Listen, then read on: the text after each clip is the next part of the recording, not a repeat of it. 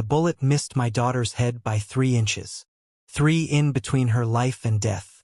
I was a Marine sniper who could hit targets from a mile away, but I couldn't protect my disabled child from the HOA president who wanted us gone. Before watching full story, comment below from where you watching. Also, like and subscribe for more stories. The bullet missed my daughter's head by 3 inches. 3 in between life and death. 3 in between breathing and buried. 3 inches that still wake me up screaming in the middle of the night, drenched in cold sweat, reaching for a rifle that isn't there anymore. My name is Marcus Chin. For 12 years, I served as a Marine Corps sniper. 2 tours in Afghanistan, 1 in Iraq. I've taken shots from over a mile away. I've held my breath in 120 degrees heat, waiting for the perfect moment. I've done things I'll never speak about, things that earn me medals I keep in a drawer and never look at. But none of that, none of those years, none of those missions, none of those moments where I held life and death at the end of my crosshairs prepared me for the day I almost lost the only thing in this world that matters to me, my daughter Emma. Emma was born with cerebral palsy. The doctor said she'd never walk. They said a lot of things, actually most of them designed to lower our expectations, to prepare us for a life of limitations. Emma didn't get that memo. By age 4, she was walking with braces. By 6, she was in school. Her smile brighter than any kid I'd ever seen. She had this way of looking at the world like every single thing was a miracle waiting to happen. A butterfly, miracle. A flower growing through a crack in the sidewalk, miracle. Rain after a hot day, the greatest miracle of all. Her left side was weaker than her right. She walked with a limp that got worse when she was tired. Her left hand didn't always cooperate the way she wanted. But God, she never complained. Not once, not ever. After her mother died from cancer 3 years ago, it was just the 2 of us. Emma was 10 then, and I watched her grieve with a grace I couldn't manage myself. She held my hand at the funeral. She wiped my tears. This little girl, who'd already fought so hard just to walk, somehow found the strength to hold us both together. I promised myself I'd give her the best life possible. I'd protect her from everything, keep her safe, make her happy. I had no idea how badly I'd fail. We moved to Riverside Meadows last summer. It seemed perfect. Quiet neighborhood, good schools, a small yard where Emma could practice walking without her braces. The house was all on 1 level, which meant no stairs. It was everything we needed. The HOA seemed normal at first. Monthly dues, some basic rules about lawn maintenance and paint colors. Nothing unusual. Then we met Patricia Thornewell. She was the HOA president. A woman in her early 50s with steel gray hair pulled back so tight it looked painful. She wore expensive clothes and drove a white Mercedes SUV with vanity plates that read Rules First Street. Our first interaction happened 2 weeks after we moved in. I was helping Emma practice in the front yard. She was working on walking without holding on to anything, taking careful steps on the grass, her face scrunched up in concentration. Patricia's Mercedes pulled up to our curb. She got out like she owned the sidewalk, the street, the air itself. "Excuse me," she said, not introducing herself. "Is that child going to fall on the grass? It's just been reseeded." Hier. "I'm sorry, what?" "The grass. It's communal property. The HOA just paid for new seed. If she's going to fall, she needs to practice elsewhere." My jaw tightened. "This is my lawn. I paid for this house. You paid for the house. The landscaping is HOA property. It says so in the bylaws section 4.3. She looked at Emma like she was a piece of trash on the sidewalk.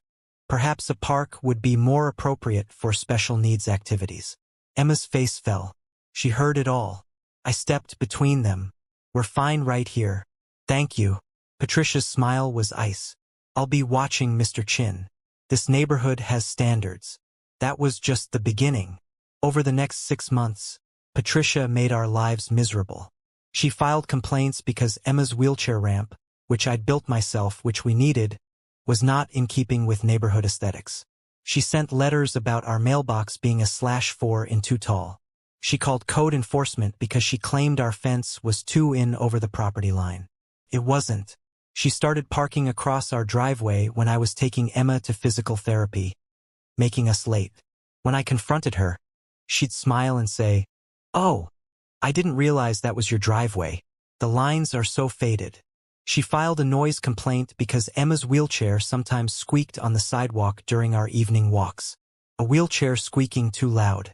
But the worst thing, the thing that should have warned me, was the way she looked at Emma. Not with pity or awkwardness, the way some people do when they see a disabled child. Patricia looked at Emma with pure disgust. Like my daughter was something broken that shouldn't exist in her perfect little world. I tried to be patient. I tried to be civil. I was a Marine. I knew discipline. I knew how to control my anger. But every night, I'd watch Emma's face as she asked me why that lady didn't like her. And every night, something inside me cracked a little more. It was a Thursday afternoon in late spring, the kind of day that feels like a gift. Warm sunshine, blue sky, a light breeze that smelled like flowers. Emma had been working so hard in physical therapy, and her doctor said she could try practicing on the sidewalk without her braces for short distances. She was so excited. She'd been talking about it all week. "Daddy, I'm gonna walk so good," she told me that morning, her eyes shining. "You're gonna be so proud, baby. I'm already proud of you." Every single day we went outside around 3 o'clock. I held her hand as we walked slowly down our driveway to the sidewalk.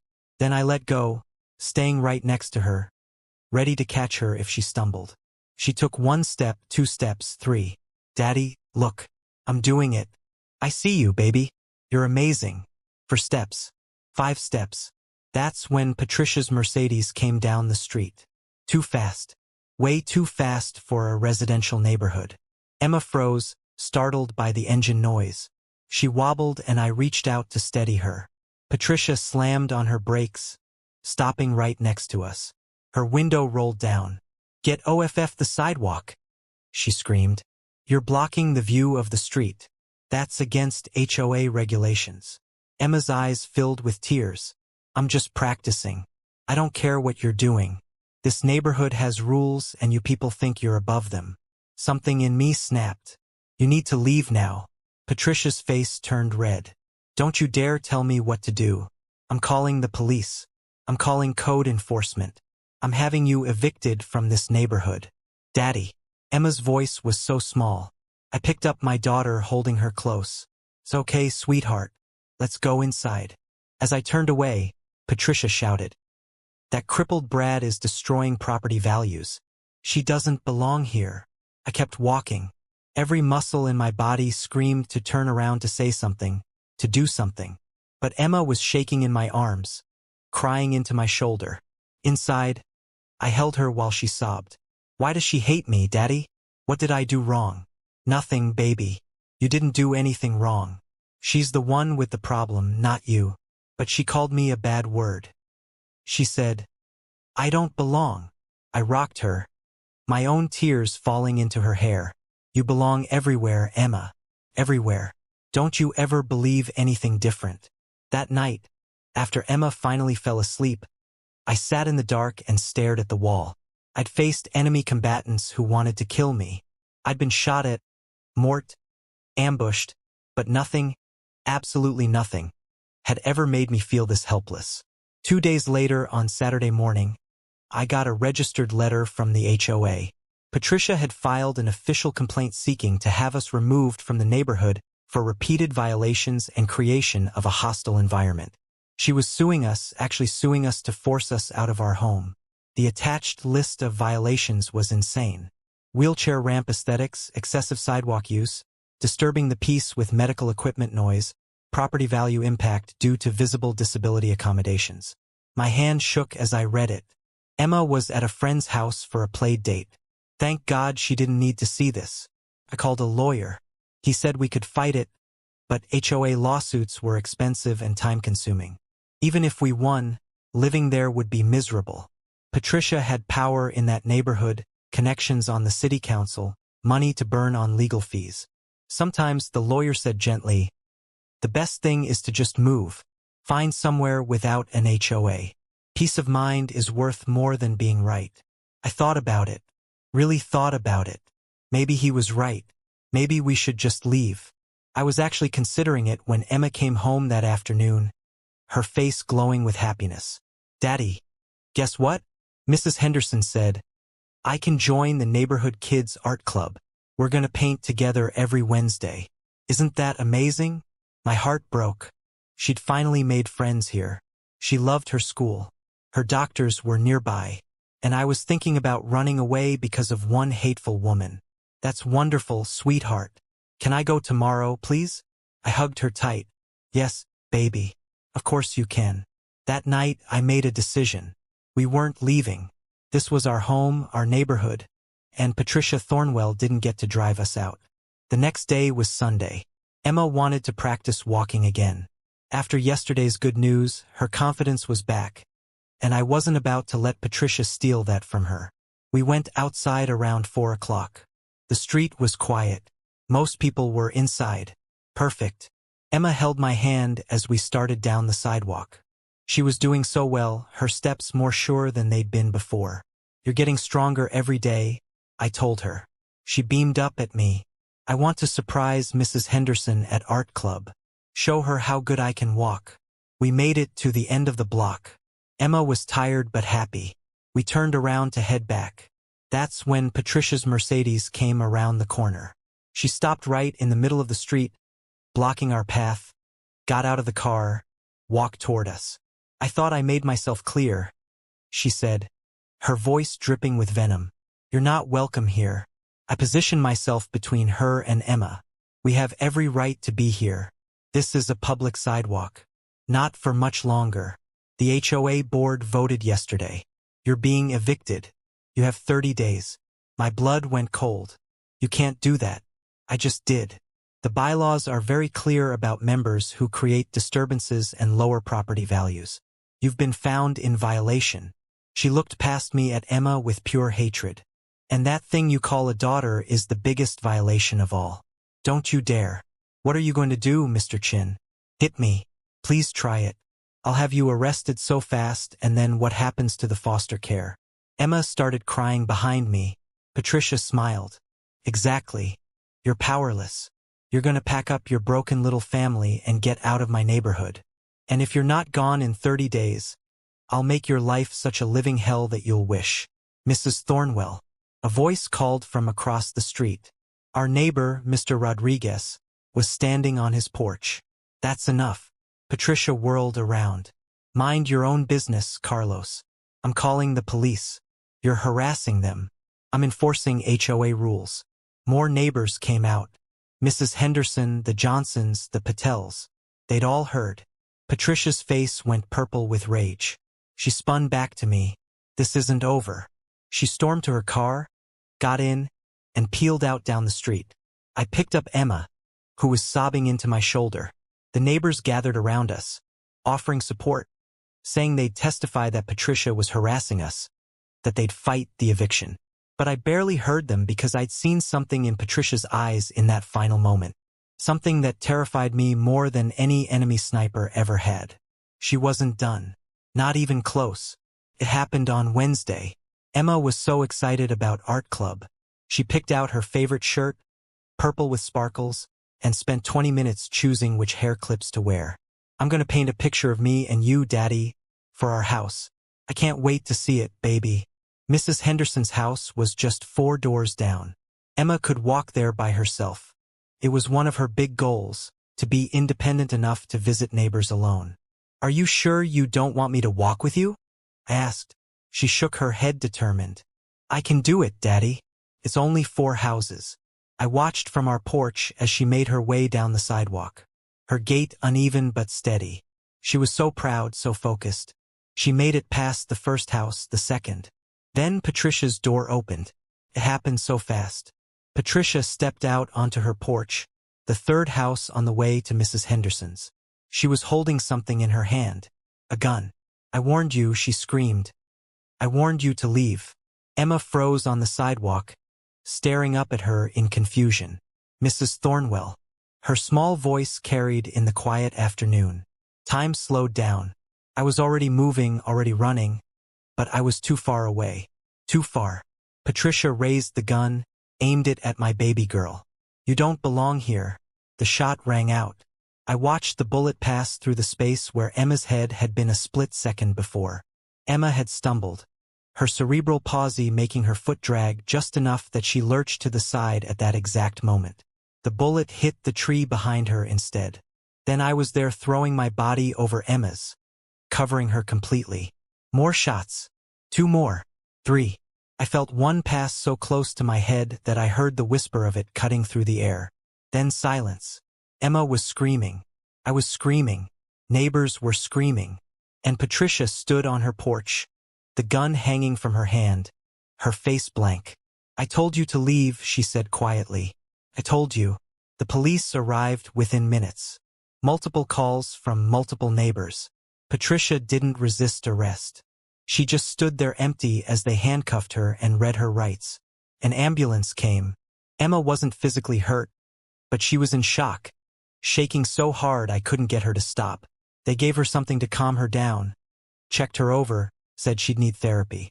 A lot of therapy. I held her in the back of the ambulance, rocking her like I used to when she was a baby, whispering the same words over and over. You're safe. I've got you. You're safe. But I was lying because I hadn't kept her safe. I'd let a monster live 4 doors away from my daughter. I'd known Patricia was dangerous, known she was escalating, and I tried to handle it the civilian way, the legal way, the right way, and my daughter almost died because of it. The detectives who interviewed me were professional, but clearly shaken.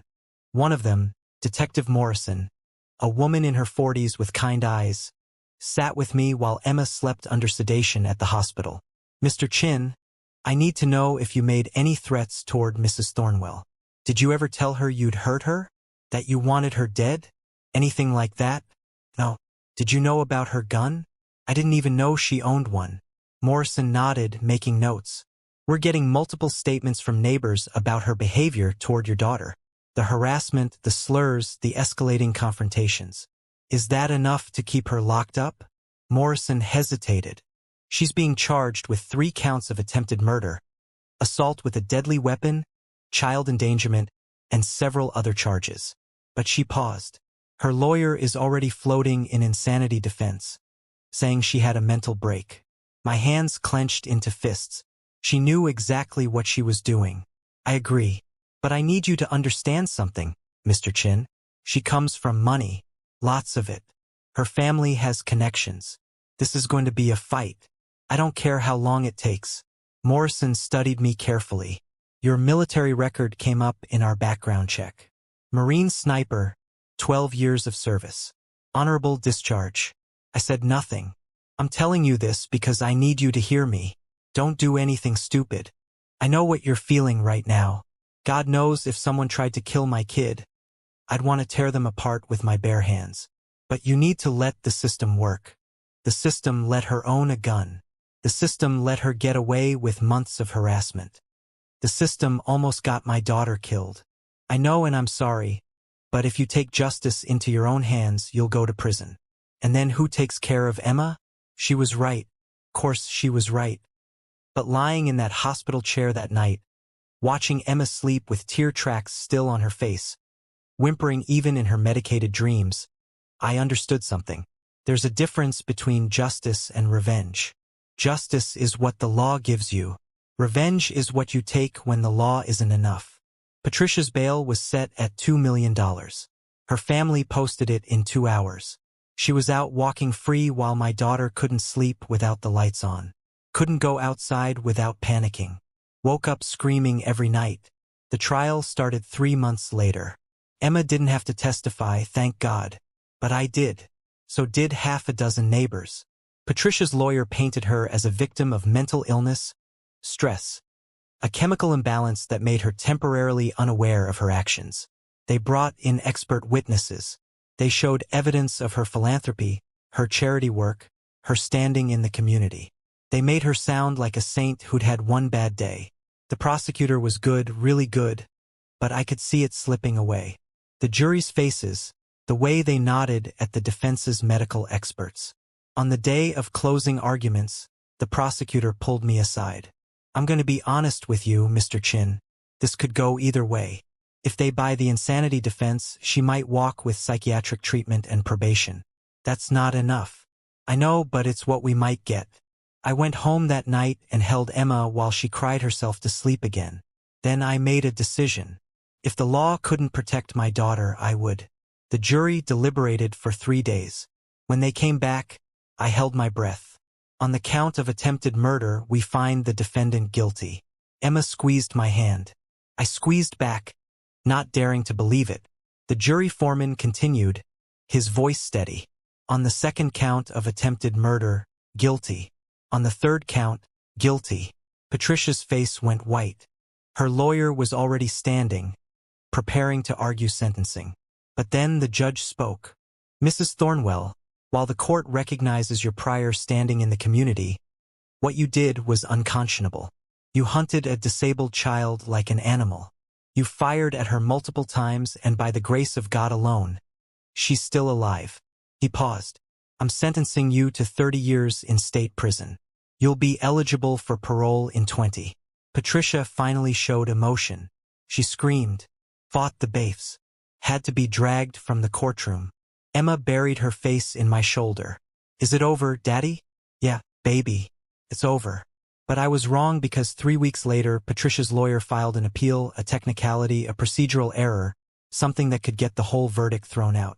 And even if it didn't work, even if she stayed in prison, the damage was done. Emma had nightmares every night.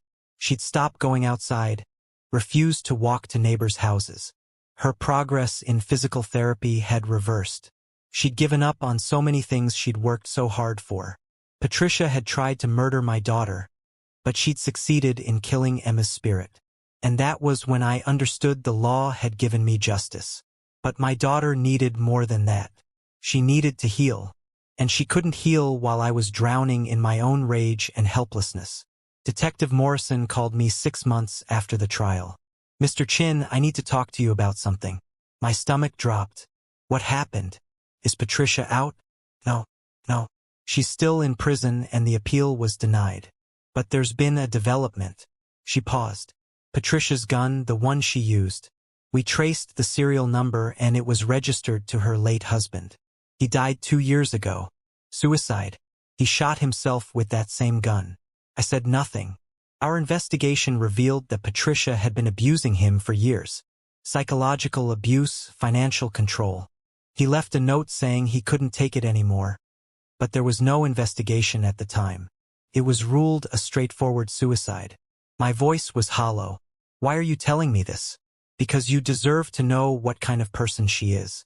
And because Morrison's side her family is trying to paint her as the victim now, saying she was traumatized by her husband's death, that it made her snap. They're planning a media campaign to make people feel sorry for her. Yes. And you're warning me? I'm telling you that no matter what happens, you saved your daughter's life that day. You got between her and a bullet. That's what matters. Don't let their narrative change what really happened. I thanked her and hung up. Then I sat Emma down and told her something I should have told her months ago. Baby, I need to say something to you. She looked up at me with those big eyes, still shadowed with fear. What Mrs. Thornwell did wasn't your fault. Not any part of it. She was sick in a way that had nothing to do with you. You didn't cause it. You couldn't have prevented it. And you're not broken because of what happened. Emma's lip trembled. But I'm scared all the time now. I know. And that's okay. Being scared means you're normal. That you're processing something terrible. But here's what I need you to understand.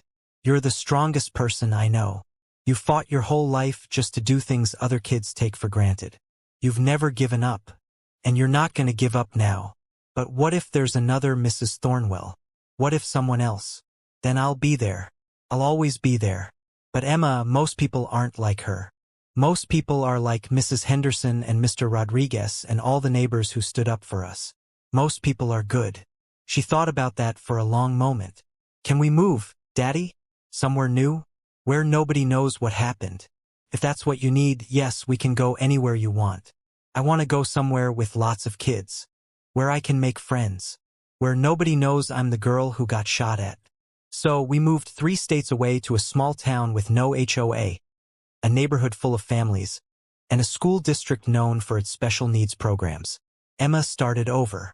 New school, new therapist, new friends who knew her as Emma, not the girl from that new story.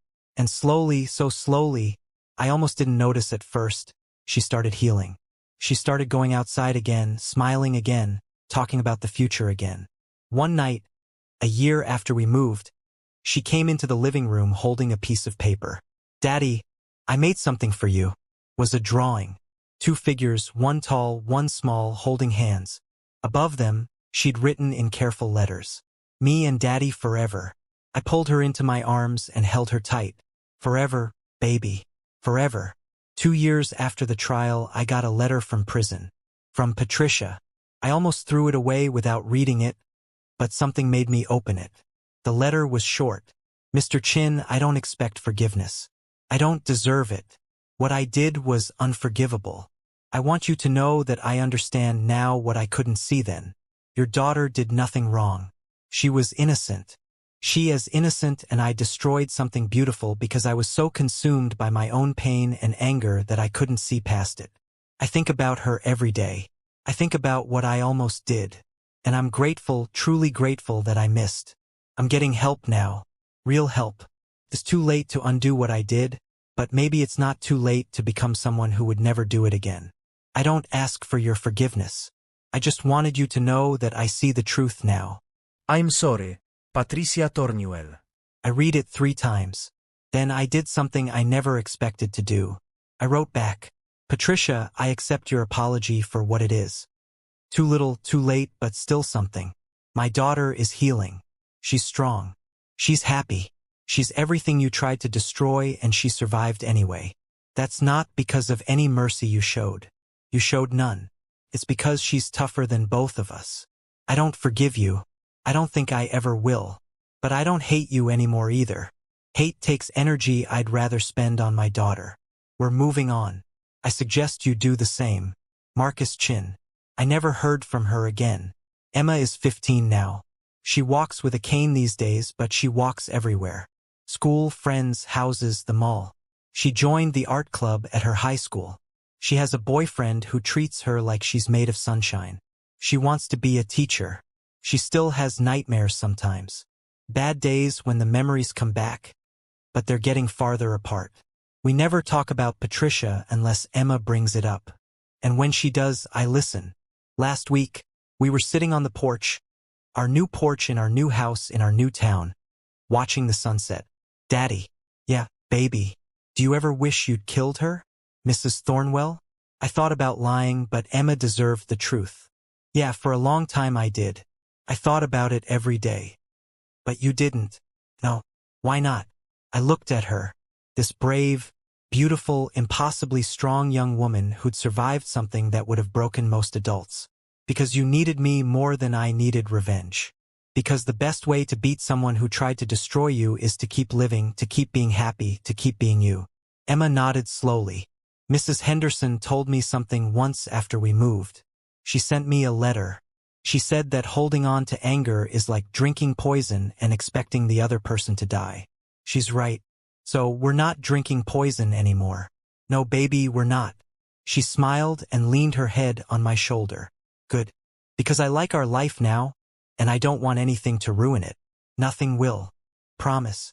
We sat there as the sun went down, painting the sky in shades of orange and pink and purple. And for the first time in years, I felt something I'd almost forgotten. Not because Patricia was in prison. Not because justice had been served. But because despite everything she tried to take from us, Emma was still here, still fighting, still shining. She'd aimed at my daughter's head. She'd missed by 3 inches. And that 3 in was all the difference in the world. Emma graduated from high school with honors. She's in college now, studying elementary education with a focus on special needs children.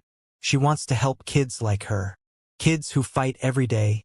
Kids who need someone who understands. Last week, she called me excited. "Daddy, guess what?